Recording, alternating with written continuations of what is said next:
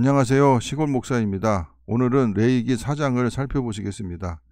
4장은 사람이 인식하지 못한 상태에서 지은 죄에 대한 속죄제 규례입니다.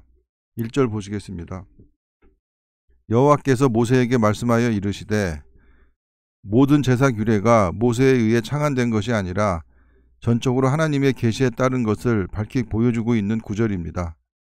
이스라엘 자손에게 말하여 이르라. 누구든지 여호와의 계명 중 하나라도 그릇 범하였으되 그릇 범하였다는 것은 죄를 죄로 깨닫지 못하고 지은 죄와 서두르다가 실수로 지은 죄, 그리고 육신의 연약함 때문에 어쩔 수 없이 지은 죄를 말합니다.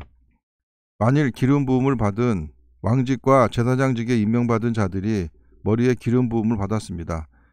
제사장이 범죄하여 백성의 허물이 되었으면 백성을 대표하는 제사장이 죄를 짓는 것은 전체 백성들이 죄를 짓게 하는 것과 마찬가지가 되어 그 죄의 결과로 인한 재앙이 개인에게서 끝나는 것이 아니고 전체 백성들에게까지 미친다는 뜻입니다. 그가 범한 죄로 말미암아 성경에서 말하는 범죄란 하나님의 목적과 뜻에 부합되지 아니하는 인간의 빗나간 모든 행위를 의미합니다. 흠없는 수송아지로 제사 짐승 중에서 가장 비중이 큰 제물로 수송아지를 제사장의 죄에 대한 속죄 대가로 바치도록 한 것은 제사장의 죄가 그만큼 무겁고 또한 책임이 크다는 것입니다. 속죄 제물을 삼아 여호와께 드릴지니 그 수송아지를 회막문 여호와 앞으로 끌어다가 그 수송아지의 머리에 안수하고 자신이 지은 죄로 마땅히 죽어야 함에도 자기 대신 죽어갈 제물에 자신의 모든 죄를 전가한다는 뜻입니다.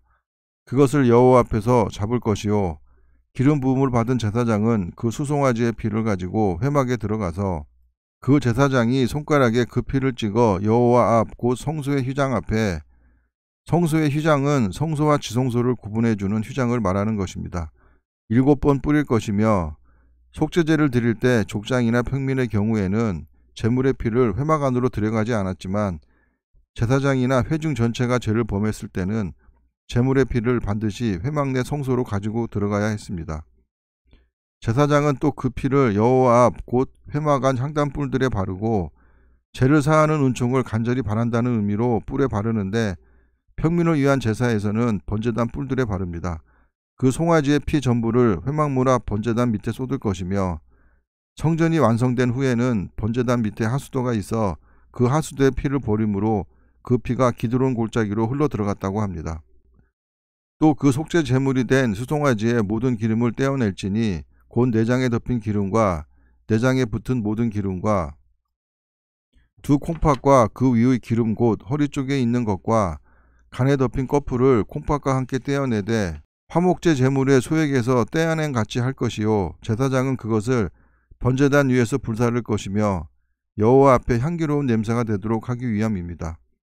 그 수송아지의 가죽과 그 모든 고기와 그것의 머리와 정강이와 내장과 똥 곧 그 송아지 전체를 진영 바깥, 구약시대 진영 바깥은 저주받은 자 혹은 버림받은 것들이 버려지는 죽음과 치욕의 장소였습니다.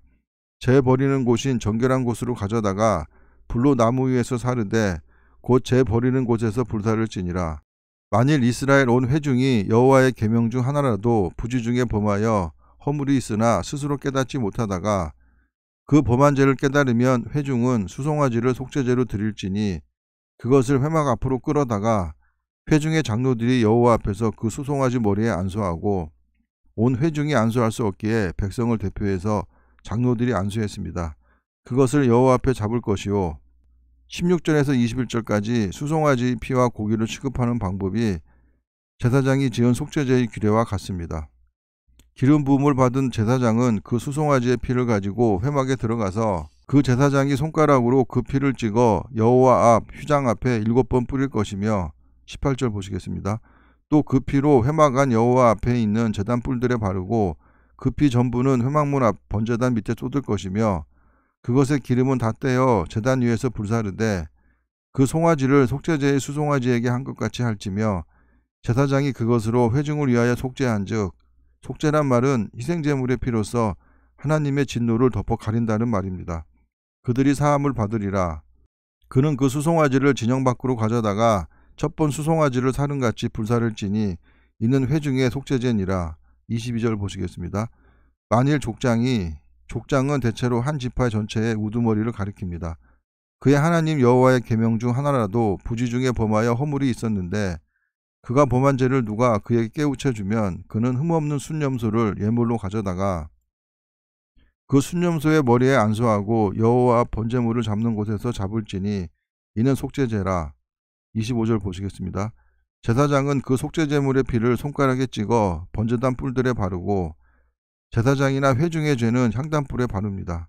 그 피는 번제단 밑에 쏟고 성소의 휘장에 피를 뿌리는 의식이 생략되었습니다. 그 모든 기름은 화목제 제물의 기름같이 제단 위에서 불사를 지니 희생제물의 고기 부분은 제사장들에게 돌아가 제사장들이 회막들 거룩한 곳에서 먹을 수 있었습니다.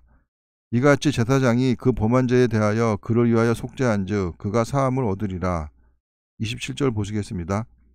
만일 평민의 한 사람이, 여기서 평민은 히브리어 네페시란 말로 되어 있는데 이 말은 영혼이란 뜻으로서 곧 영혼을 가진 모든 자란 뜻이기에 평민으로 해석한 것 같습니다. 여호와의 계명 중 하나라도 부지 중에 범하여 허물이 있었는데 그가 범한 죄를 누가 그에게 깨우쳐 주면 그는 흠없는 암염소를 끌고 와서 그 범한 죄로 말미암아 그것을 예물로 삼아 29절 보시겠습니다. 그 속죄제물의 머리에 안수하고 그 제물을 번제물을 잡는 곳에서 잡을 것이요 제사장은 손가락으로 그 피를 찍어 번제단 뿔들에 바르고 그 피 전부를 제단 밑에 쏟고 피를 제단 밑에 쏟는 것은 희생제물의 생명을 상징하는 피가 모독당하는 것을 방지하기 위함입니다. 그 모든 기름을 화목제물의 기름을 떼어낸 것 같이 떼어내 제단 위에서 불살라 여호와께 향기롭게 할지니 제사장이 그를 위하여 속죄한즉 그가 사함을 받으리라. 족장의 제사법과 행위는 같으나 제물만 다릅니다. 32절 보시겠습니다. 그가 만일 어린 양을 속죄제물로 가져오려거든 흠없는 암컷을 끌어다가 번제와 속죄는 수컷만이 허용됩니다. 그 속죄제 제물의 머리에 안수하고 번제를 잡는 곳에서 속죄제물로 잡을 것이요 제사장은 그 속죄제물의 피를 손가락으로 찍어 번제단 뿔들에 바르고 그 피는 전부 제단 밑에 쏟고 그 모든 기름을 화목제 어린 양의 기름을 떼낸 것 같이 떼내어 제단이 여호와의 화제물 위에서, 화제물은 아침 저녁으로 하나님께 드리는 번제물을 말합니다. 불사를 지니 이같이 제사장이 그가 범한 죄에 대하여 그를 위하여 속죄한즉 그가 사함을 받으리라. 세간에 떠도는 말 중에 세상에서 6일 동안 죄를 짓고 주일날 회개하면 하나님께서 용서해 주시기에 교회 다니는 사람들이 못된 짓을 많이 한다는 말이 있었습니다. 우리가 레위기 4장을 통해 살펴본 결과 그 떠도는 말이 얼마나 허무맹랑한 말인지에 대해 깨달을 수 있었습니다. 하나님께서 죄를 가리어 주시고 덮어 주시기는 하지만 그것은 사람이 인식하지 못하고 지은 죄에 대해 국한된 것이라는 사실을 반드시 기억해야 할 것입니다. 감사합니다.